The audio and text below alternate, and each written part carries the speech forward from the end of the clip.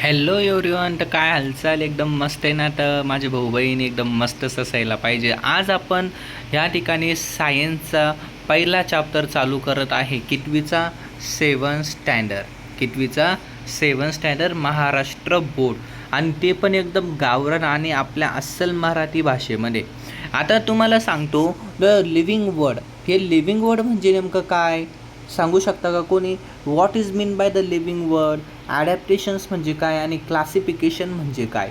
आता living word म्हणजे आपण सांगू शकतो की असे प्राणी किंवा असं जग तिथं ऑक्सिजन आहे, डिफरंट टाईपचे ॲनिमल्स आहे.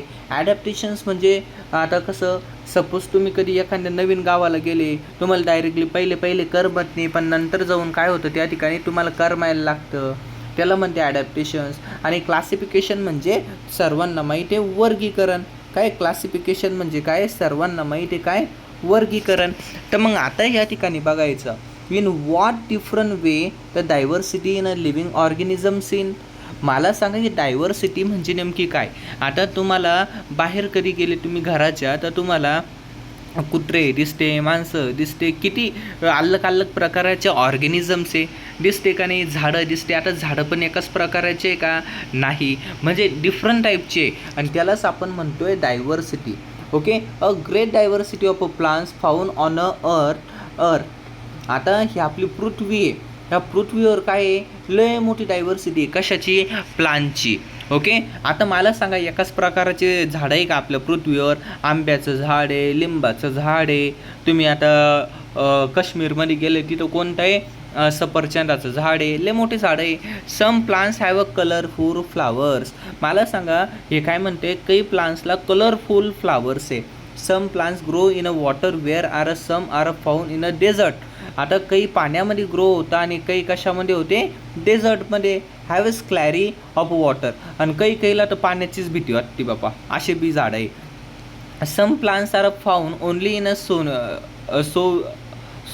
snowy region, and some plants cannot be without a microscope where some are huge in a size. आता काही अशी झाडं आहेत ते बर्फाच्या बर्फ राहत होती तर तिथं काय होते माहिती का? ग्रो होता. आणि काही असे की त्या ठिकाणी काय मायक्रोस्कोपनं सुद्धा असे प्लांट्स दिसत नाही, असे सुद्धा प्लांट्स. आणि काही तर एवढे लंबाले प्लांट्स आहे काही पण. Okay, like a plants animals to show a diversity. प्लांट्ससारखीच आता ॲनिमल्स काय करते माहिती का? डायव्हर्सिटी शो करता. मला सांगा डॉग्स काय एकाच प्रकाराचं आहे का? नाही. इंग्लिश कुत्रं आहे, तुम्हाला सांगतो डिफरंट टाईप्स ऑफ डॉग्स आहे. आता मांजर काय एकाच प्रकाराची का? नाही. माणूस काय एकाच प्रकाराचा आहे का? नाही. तुम्ही वेस्ट इंडिजमध्ये कधी गेले, तुम्ही इंडियामध्ये कधी पाहिलं, तुम्ही अमेरिकामध्ये कधी गेले, तर तुम्हाला अल्लग लेवलचे माणसं दिसणार आहे ना, गोरे, काळे, निळे, आहे का नाही? हां सर, काही बी निळे कधी असते का? हा, तर मग लक्ष द्यायचं. हां, some unicellular and other multicellular organisms. आता काही काय असते युनिसेल्युलर. आता युनिसेल्युलर म्हणजे एका सेलपासून बनलेले, आणि मल्टीसेल्युलर म्हणजे लय मोठ्या सेलपासून बनलेले असे सुद्धा ऑर्गॅनिझम्स आहे. वर्टिब्रेस आहे आणि इनवर्टिब्रेस आहे, म्हणजे ते कोणाला पाठीला कणा आहे, कोणाला नाही आहे, असे सुद्धा आहे. Variety of aquatic, terrestrial, amphibians, reptile, aerial.